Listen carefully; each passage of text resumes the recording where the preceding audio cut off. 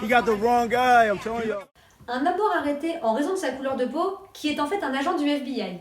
C'est la vidéo qui affole les réseaux sociaux. Sauf que, évidemment, ce n'est pas si simple. Des policiers qui arrêtent un homme noir avant de le relâcher quelques minutes plus tard en s'apercevant que c'est un agent du FBI. Vous avez probablement vu passer cette vidéo. Elle est devenue virale sur les réseaux sociaux et surtout sur Facebook. Et elle est d'autant plus partagée que les États-Unis sont en crise depuis fin mai avec la mort de George Floyd et que le mouvement Black Lives Matter prend de l'ampleur. Si les vidéos comme celle-ci sont beaucoup partagées, ce n'est pas le fruit du hasard. La plupart du temps, les images ont un impact émotionnel beaucoup plus important que les discours, les textes ou les témoignages. Et on s'en souvient plus longtemps aussi. C'est ce qu'on appelle l'effet de supériorité de l'image. On peut parler du racisme à l'école, l'étudier, le dénoncer. Mais le voir démontré sous nos yeux, ça nous émeut. C'est la preuve par l'image. Mais cette situation n'a rien d'inédit. Aux États-Unis, les mouvements de protestation contre les inégalités et les violences raciales, ça existe depuis bien longtemps. On part 30 ans en arrière, direction Los Angeles.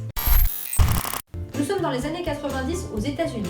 La population afro-américaine se bat depuis plus de 30 ans pour ses droits civiques. Le 3 mars 1991, Rodney King, un noir américain, est passé à tabac par la police de Los Angeles. La scène est filmée par un amateur. Les images sont d'une rare violence et elles bouleversent l'Amérique. Et revoilà la supériorité de l'image. Le fait de voir cet homme au sol se faire tabasser par 4 policiers blancs, ça a un impact très fort.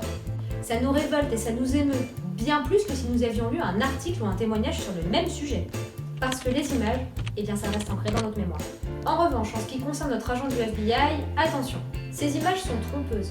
Effectivement, on voit un homme noir se faire arrêter par des policiers blancs. Mais cet homme n'est pas un agent du FBI. Sur les réseaux sociaux, il indique lui-même qu'il a travaillé comme ambulancier. Ce n'est donc pas tout à fait la même chose. Attention aussi aux dates. Cette vidéo a été tournée en janvier 2019, donc pas dans le sillage des manifestations que nous voyons en ce moment. Vous le voyez, certains détails peuvent nous permettre de voir très rapidement si une vidéo est fiable ou pas. Par exemple, si les dates ne coïncident pas, c'est un signal d'alerte. Vous devez alors redoubler de vigilance et recouper vos sources. Et si vous voulez plus d'infos, rendez-vous sur la rubrique Fake Off de 20 minutes.